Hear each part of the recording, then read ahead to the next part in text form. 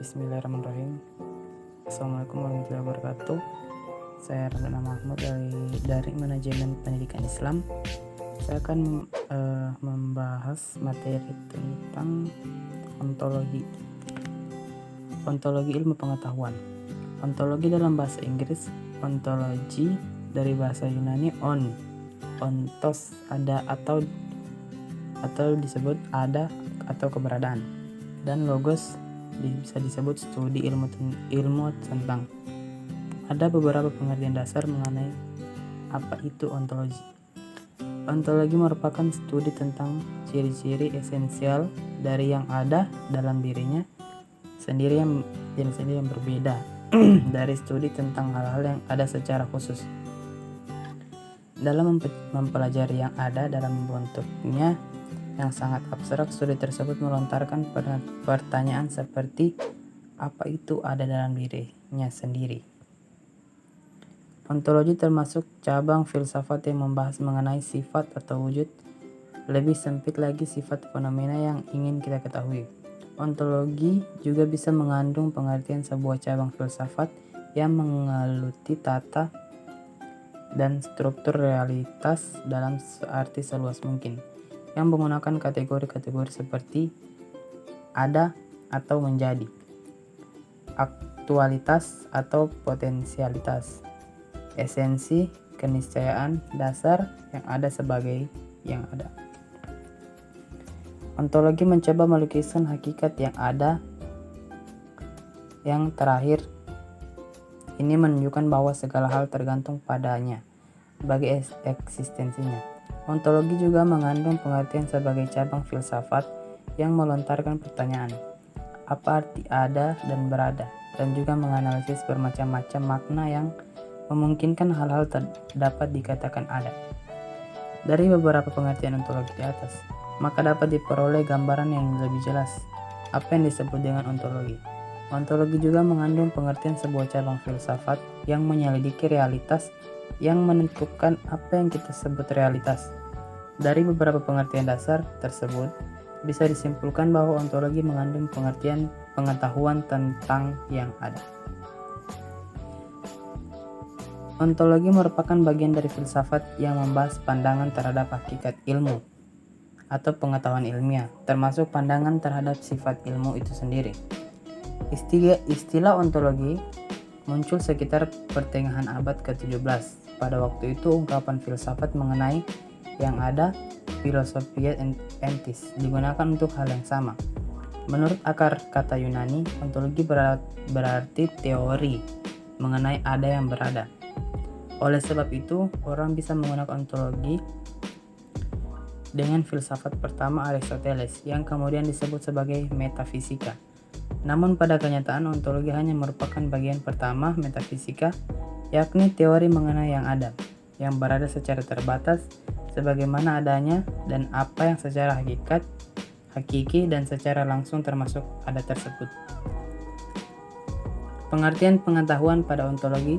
Ilmu pengetahuan merupakan hasil proses dari usaha manusia untuk tahu. Dr.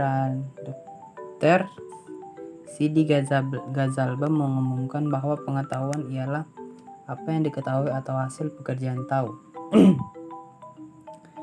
Pekerjaan tahu tersebut adalah hasil daripada kenal, sadar, insaf, mengerti, dan pandai. Pengertian itu semua milik atau isi pikiran. Pengetahuan adalah suatu istilah yang digunakan untuk menentukan apabila seorang mengenal tentang sesuatu.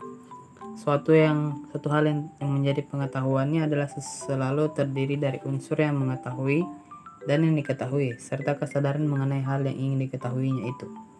Oleh karena itu, pengetahuan selalu menuntut tentang sesuatu dan objek yang merupakan sesuatu yang dihadapinya sebagai hal yang ingin diketahuinya. Jadi, bisa dikatakan pengetahuan adalah hasil tahu manusia terhadap sesuatu, atau segala perbuatan manusia untuk memahami suatu objek tertentu. Sumber-sumber ontologi merupakan pengetahuan. Setelah pengetahuan itu sesuatu yang mungkin dan realistis, masalah yang dibahas dalam literatur epistemologi Islam adalah masalah yang berkaitan dengan sumber dan alat pengetahuan. Para filsuf Islam menyebutkan beberapa sumber dan sekaligus alat pengetahuannya, yaitu alam tabiat atau alam fisik. Contoh yang paling konkret dari hubungan dengan materi dengan cara yang sifatnya materi pula adalah aktivitas keseharian manusia di dunia ini, seperti makan, minum, hubungan suami istri, dan lain sebagainya.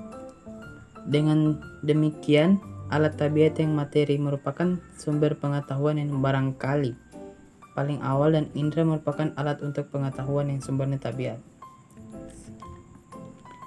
Yang kedua adalah alam akal.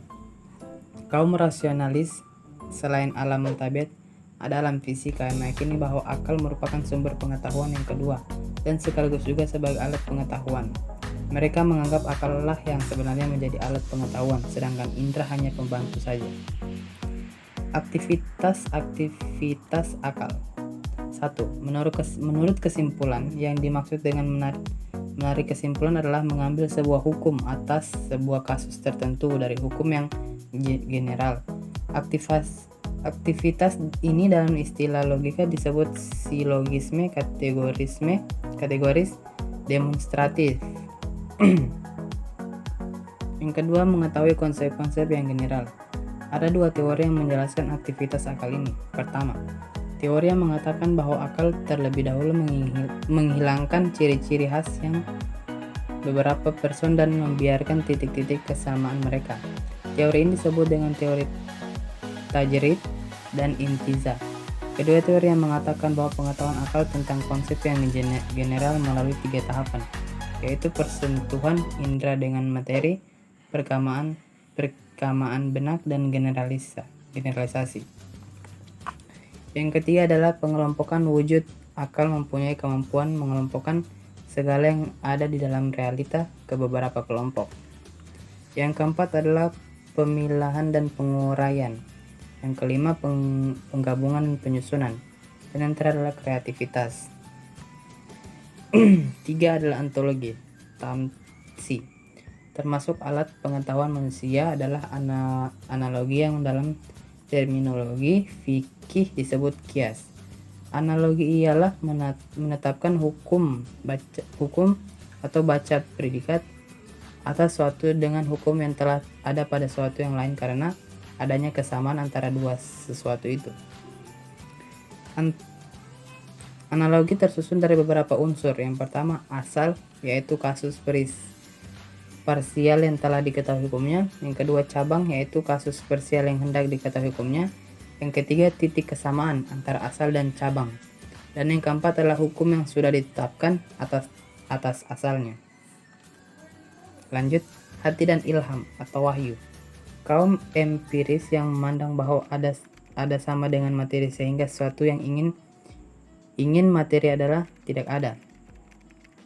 Maka pengetahuan tentang materi tidak mungkin ada. Sebaliknya kaum ilahi atau tesofi yang meyakini bahwa ada lebih luas dari sekedar materi. Mereka meyakini keberadaan hal-hal yang materi. Pengetahuan tentangnya tidak mungkin lewat indera tetapi lewat akal atau hati.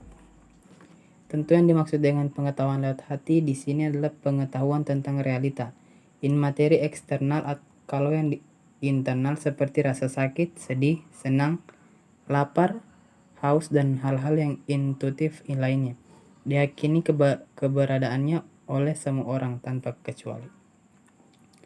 Pengetahuan tentang alam gaib yang dicapai manusia lewat hati jika berkenang dengan pribadi seorang saja disebut ilham atau isyraq, dan jika berkaitan dengan bimbingan umat manusia dan penyempurnaan jiwa mereka dengan syariat disebut wahyu.